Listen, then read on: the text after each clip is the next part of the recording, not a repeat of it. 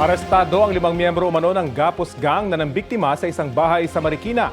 Mahigit 3 milyong pisong halaga ng pera, alahas at mga gamit ang natangay ng mga suspect na nagpanggap raw ng mga pulis at taga National Bureau of Investigation.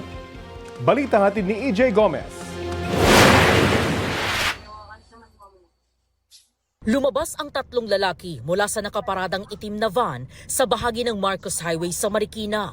Ang mga lalaki, mga miyembro ng Gapos Gang ayon sa pulisya. Ito yung nakita-kita muna sila bago pumasok dun sa bahay. Nandiyan na sila lahat na 8. Dumating ang isa pang kotse na sinakyan ng 3 lalaki.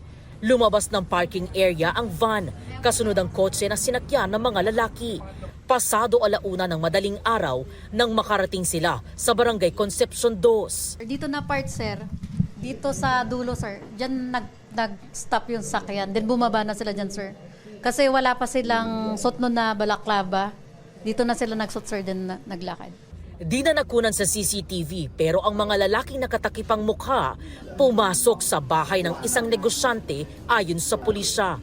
Nagpanggap daw ang Gapos Gang na alagad ng batas, bitbit ang isang peking search warrant. Nung pinapakita nila yung dokumento na search warrant is napakilala sila bilang police, NBI sa SWAT. Pagpasok nila, agad-agad nilang pinutol yung kawad ng wifi na nakokonekta sa CCTV ng bahay at ginapos yung mga nandun sa loob ng bahay. Ang 8 biktima sa loob ng bahay, iginapos daw gamit ang cable ties. Tinutukan din daw sila ng baril ng mga sospek. Base sa pahayag ng mga biktima sa pulisya, pwersahang pinabuksan ang isang vault na naglalaman ng 300,000 piso. Sa pilitan din daw pinag-send ng pera ang isa sa mga biktima gamit ang kanyang online wallet.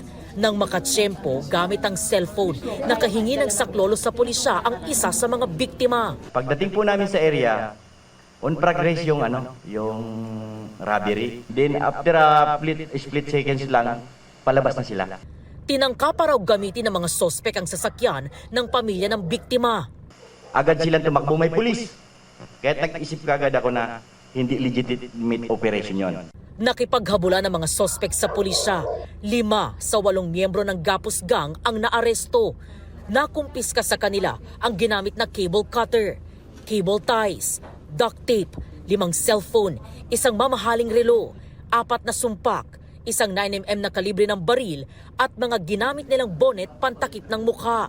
Basin sa pahayag nila sa pulisya, July 8 sila nagtungo sa Marikina mula Nueva Ecija para manmanan ang target nilang nakawang bahay.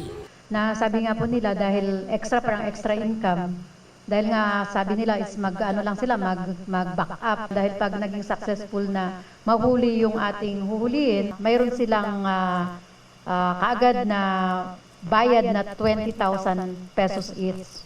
Kaya naman sumama daw sila. Sasampahan ng mga sospek ng reklamong robbery with violence against or intimidation of persons, usurpation of authority, slight illegal detention, falsification of public documents, at illegal possession of firearms and ammunition. Natangay naman daw ng 3 nakatakas na sospek kabilang ang itinuturong mastermind, ang vault na may pera, mga alahas at isang cellphone na aabot sa 3.4 milyong piso ang halaga. Hindi titigil ang Marikina City Police Station at buong puwersa ng Eastern Police District para kayo ay tugisin, para kayo ay kasuhan at hindi kami hihinto hanggat hindi kayo nakukulong.